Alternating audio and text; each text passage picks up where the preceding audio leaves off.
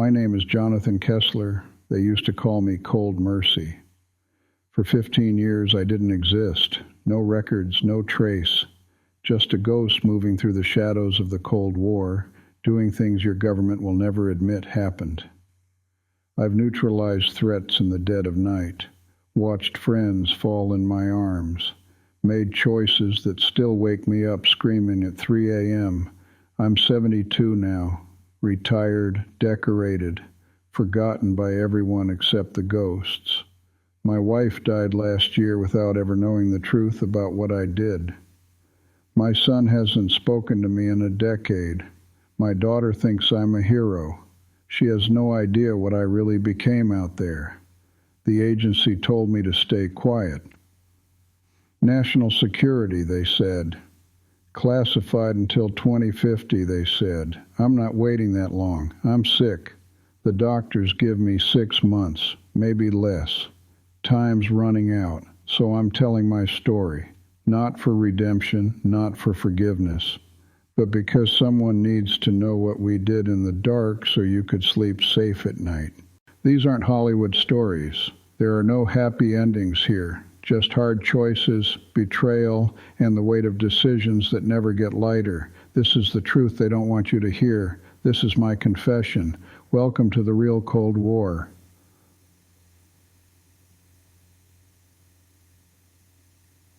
I woke up to the sound of impact, heavy, brutal, final. Marcus was on the floor 3 feet from my bunk, motionless. A dark pool spreading beneath him in the cold Romanian night. Someone was inside our safe house. The safe house was supposed to be impenetrable. 12 of us. Elite operators from 5 NATO intelligence agencies. We'd been extracted from operations across Eastern Europe to this fortified Cold War relic in the Carpathian Mountains for a 3-day debrief. 3 days to let our guards down. Mistake number 1. I didn't move. My hand inched toward the Beretta under my pillow. Through barely open eyes, I saw the silhouette. Black tactical gear, night vision goggles, suppressed weapons sweeping methodically. He wasn't alone. 2 more shadows moved through the doorway, clearing bunks one by one. Muffled sounds, then silence. They were neutralizing us while we slept. How did they breach our security? How did they get past everything? My fingers closed around the Beretta's grip. 7 rounds against at least 3 hostiles, in darkness, in a confined space. The math wasn't good. Then Sarah's voice from the adjacent room, sharp, fighting. Contact, can't, cut off, a struggle, furniture crashing, then that horrible silence. My heart hammered. Sarah Chen, CIA operative, 15 years of service, mother of 2, now probably gone. Think, Kessler, you've survived worse. Berlin, Prague, Budapest. The nearest shadow raised his weapon toward Peterson's bunk. 2 seconds before he turned to me. I chose to fight.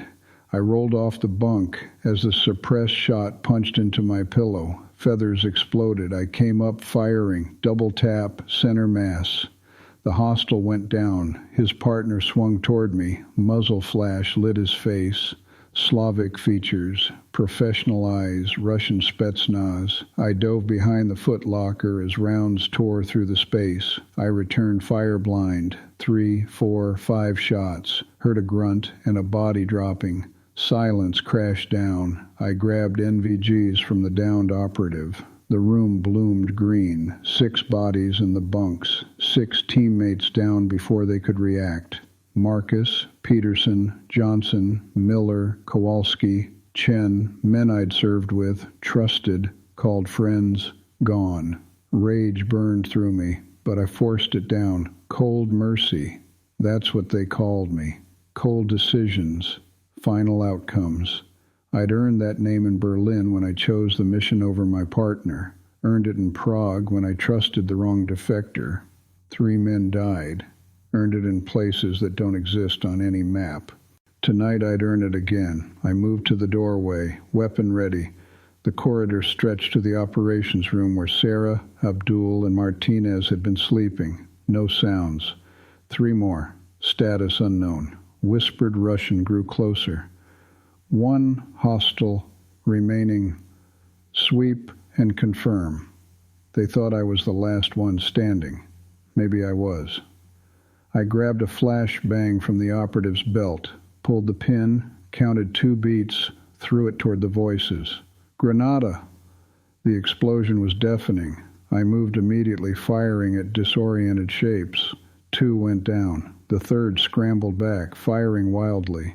1 round grazed my shoulder. Hot pain. I'd had worse. I neutralized him and kept moving. The operations room door stood open. Bad sign. I sliced the corner carefully, and my stomach dropped. Sarah was zip-tied to a chair, head slumped, blood dripping from her nose and mouth, breathing, alive but unconscious. Abdul and Martinez were on the floor, not moving, gone, 10 down, 2 survivors. A voice from the shadows. Colonel Kessler, we knew you'd be difficult. Your file is impressive. I didn't lower my weapon. Step into the light. You won't shoot through your colleague. You have family back home. Wife Margaret, children Jennifer and Michael, the conscience, the weakness. How does he know all that? This was targeted, specific. They knew everything. Our names, backgrounds, families, profiles. Someone had sold us out. Who sent you? I kept my voice level. Does it matter? The figure shifted. I caught his shoulder patch through the NVGs. GRU, military intelligence, worse than I thought. You're all compromised. Your operation is finished. The question is whether she suffers or not. Then I heard it. Helicopter rotors approaching. Extraction team. They'd completed their mission 90 seconds before this place was overrun. Let her go, I said. This is between you and me. So noble, so American. The GRU officer stepped into the dim light. Young, maybe 30, cold eyes. He pressed his weapon to Sarah's temple. Tell me where Volkov is hiding, and I'll make this quick. Volkov, the defector, Dmitry Volkov, Soviet physicist. The man who'd walked into our Vienna embassy 6 weeks ago with enough classified intel to shift the balance of power in Europe. We'd been debriefing him, setting up his defection, preparing to move him to the States. The most valuable asset we'd acquired in 5 years. How did they know he was connected to us? How did they trace him here, unless one of us told them, a mole, inside our operation? I don't know where Volkov is, I said truthfully. That's compartmentalized, above my clearance. Wrong answer. The gunshot was impossibly loud, but it didn't come from his weapon. It came from behind him, from the ammunition closet. The GRU officer's head snapped forward. He dropped. The closet door opened and Lieutenant Bradley stepped out, holding a smoking Colt 45. Bradley, thank God. Then I saw his eyes. Dead. Flat. Emotionless. Sorry, Colonel, he said, raising the weapon toward me. Nothing personal, just business. The mole. Everything clicked. The breach security, the perfect timing, the detailed knowledge of our routines. Bradley had let them in, fed them intel, betrayed everyone. Why? Money. The Soviets pay better than Uncle Sam. They promised me a future that doesn't end with a bullet in some forgotten place. He shrugged. You won't be so lucky. And Sarah, loose end, like you. He fired. I moved on instinct. The round meant for my chest caught my left arm. White, hot pain, but I kept my grip, returning fire even as I fell. 2 shots, 3. Bradley staggered, hit at least once, but still standing. No time, no options. I grabbed my last flashbang and threw it at Sarah's chair. Bradley's eyes widened. Done.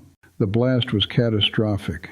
It flipped Sarah's chair backward. When I opened my eyes, Bradley was on his knees, blood pouring from his nose and ears. I crossed the distance and disarmed him. You won't win, he gasped. This goes deeper than you know. Where's Volkov? He laughed wetly. Already compromised. They got him 2 hours ago. Vienna Station, while you slept like lambs. No. Our entire operation. Months of work. Who else is working with you? You think I'm the only one? This goes higher than you imagine. There are others everywhere. You'll never know who to trust again. The helicopter was overhead. Fast ropes deploying. Russian voices shouting. 10 seconds. I secured Bradley with zip ties and ran to Sarah. Cut her restraints. She was breathing. Shallow, but consistent. Concussed, maybe broken ribs, but alive. I hauled her over my shoulder, ignoring the screaming pain in my wounded arm, and ran for the emergency exit, the drainage tunnel to the forest. Behind me, boots hitting the floor, Russian voices coordinating. They were inside. I dragged Sarah into the tunnel and engaged the emergency lock. Heavy bolts slammed home. 5 minutes before they breached.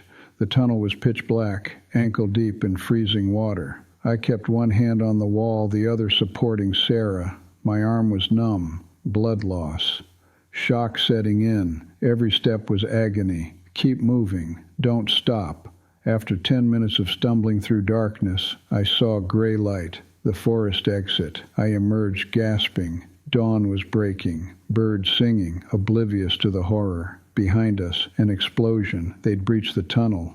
2 minutes head start. Not enough. I found cover behind a fallen log and collapsed with Sarah. Vision tunneling. The world spinning. Blood loss. Shock. Exhaustion. I heard them coming. Systematic. Professional. Getting closer. This is it. I checked my Beretta. 3 rounds left. No spare mags. No backup. Not enough.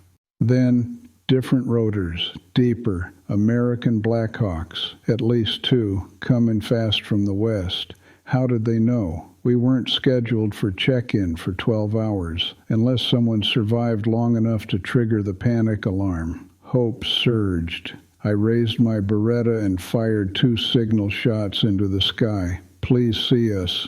The Blackhawks altered course, banking hard toward us. The Russians burst from the tunnel, weapons raised. They saw the helicopters, saw me, made their calculation. They retreated into the forest. The Black Hawk touched down 30 seconds later. Soldiers poured out. Medics rushed to us. 12 personnel, I gasped. 11 KIA. 1 traitor secured inside. Safehouse compromised. Volkov. They got Volkov. Vienna Station hit 2 hours ago. Easy, Colonel. We've got you. How did you know? The team leader's face was grim. Someone triggered the panic alarm at 0247 hours. One of your team must have hit it before they went down. We came as fast as we could. One of them. In their last moments, they reached for that button. They saved us. I closed my eyes as they loaded me onto a stretcher. The faces of the dead scrolled through my mind. Marcus, Peterson, Johnson, Miller, Kowalski, Chen, Abdul, Martinez, and 3 others. Which one had done it? Which one used their last breath to press that alarm? I'd never know. The helicopter lifted off, leaving the massacre site behind, but I knew the truth that would haunt me forever. I survived. 11 didn't. And somewhere, Bradley's handlers were still operating, still recruiting, still betraying everything we fought for.